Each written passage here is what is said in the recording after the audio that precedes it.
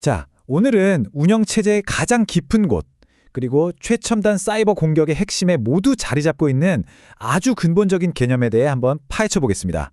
바로 시스템 콜입니다. 모든 건 이 질문 하나로 시작해요. 도대체 어떻게 최첨단 악성 코드들은 최신 안티바이러스나 EDR 같은 보안 솔루션의 눈을 아주 감쪽같이 피하는 걸까요? 그들이 쓰는 비밀 기술, 대체 뭘까요? 놀랍게도 그 해답은 무슨 새로운 해킹 기술이나 제로데이 취약점이 아니에요. 바로 컴퓨터의 가장 오래되고 강력한 명령어, 시스템 콜을 완벽하게 이해하고 사용하는데 그 비밀이 숨어 있습니다. 그럼 첫 번째 섹션으로 넘어가서 프로그램이 컴퓨터의 심장부와 어떻게 대화하는지, 그 비밀스러운 악수가 어떤 과정으로 이루어지는지 한번 들여다보겠습니다. 시스템 콜이 뭐냐고요? 한마디로 애플리케이션 세상과 운영체제 커널이라는 두 개의 다른 세계를 연결하는 유일한 공식 통로, 바로 달이라고 생각하시면 됩니다. 우리 컴퓨터 프로세서 안에는요, 이렇게 두 개의 세상이 있어요.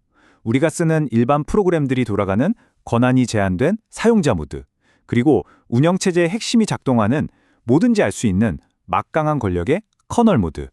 시스템 콜은 이 둘 사이의 국경을 넘나들 수 있는 유일한 통행증인 셈이죠.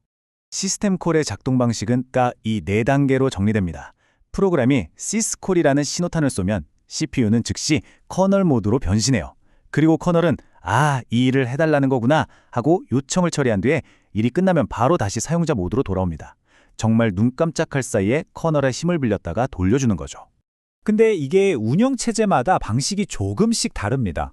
그리고 바로 그 차이점이 해킹의 핵심이 되기도 하죠. 자, 먼저 리눅스부터 한번 살펴볼까요?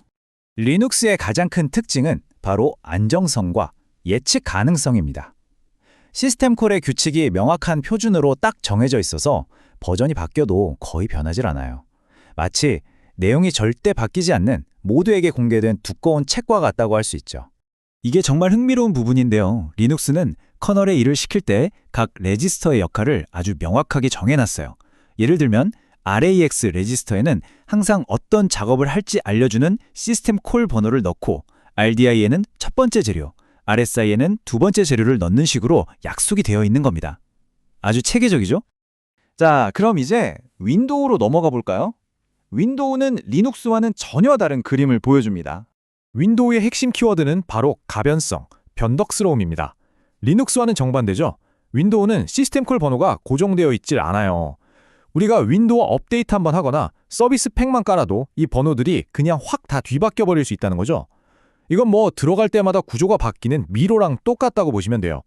이런 변덕스러움은 특히 공격 코드, 즉 쉘 코드를 만드는 사람들에게는 아주 골치 아픈 문제입니다.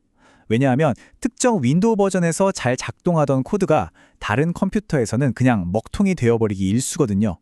윈도우가 레지스터를 쓰는 방식도 좀 독특합니다. 미묘하지만 결정적인 차이가 있는데요. 특히 첫 번째 인자를 전달할 때 원래는 RCX 레지스터에 값을 넣지만 시스템 콜을 부르기 직전에 그 값을 R10 레지스터로 복사해줘야만 해요. 이런 윈도우만의 규칙이 있는 거죠. 그리고 윈도우에는 개발자들을 가끔 당황하게 만드는 또 하나의 이상하고 독특한 규칙이 있습니다. 바로 섀도우 공간이라는 개념이에요. 이게 무슨 말이냐면요. 시스템 콜을 부를 때 실제로 쓰든 안 쓰든 상관없이 무조건 스택에 32바이트의 공간을 비워둬야 한다는 규칙입니다. 처음 4개의 인자를 위한 예비 공간 같은 건데 그냥 윈도우와 우리 사이의 약속 같은 거라고 생각하시면 됩니다. 좀 쿼티하죠? 자, 이제 진짜 핵심입니다. 그럼 공격자들은 이런 복잡하고 낮은 수준의 작동 원리를 어떻게 이용해서 보안 시스템의 감시를 피하는 걸까요? 먼저 정상적인 경우를 볼게요. 보통의 프로그램은 함수를 부르면 여러 단계를 거칩니다. 고수준 라이브러리를 지나 저수준 라이브러리인 ntdll.dll까지 전달되고 마지막에 이 파일이 최종적으로 시스템 콜을 실행하게 되죠. 바로 이 지점, NTDL, DLL이 모든 시스템 콜이 지나가는 길목이기 때문에 보안 솔루션들은 여기에 경비병을 세워두는 겁니다. 이걸 후킹이라고 하는데요.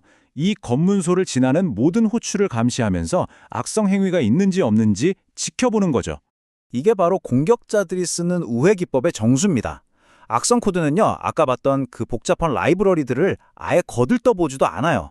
대신에 자기가 직접 레지스터 값을 전부 세팅한 다음에 시스콜 명령어를 CPU에 바로 쏴버리는 겁니다. 그러니까 보안 솔루션이라는 경비병이 서 있는 검문소는 그냥 지나쳐서 곧바로 커널의 명령을 내리는 거죠. 완벽한 우회입니다. 그렇다면 이 프로세서 수준에서 벌어지는 치열한 숨바꼭질이 우리에게 알려주는 건 과연 무엇일까요? 오늘 이야기에서 딱 세 가지만 기억하시면 됩니다. 첫째, 시스템 콜은 커널의 힘을 빌릴 수 있는 유일한 다리다. 둘째, 리눅스는 그 다리가 튼튼하고 예측 가능하지만 윈도우즈의 다리는 변덕스럽고 복잡한 규칙이 많다.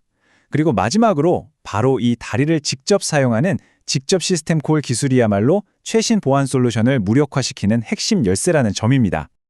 자, 그럼 이 모든 걸 종합했을 때 우리가 얻을 수 있는 가장 근본적인 통찰은 무엇일까요? 가장 낮은 수준에서 보면 사이버 보안은 단순히 더 좋은 백신 프로그램을 만드는 소프트웨어의 싸움이 아닙니다. 이것은 컴퓨터의 가장 기본적인 동작, 즉 CPU의 명령어를 과연 누가 통제할 것인가를 두고 벌이는 보이지 않는 주도권 싸움인 겁니다.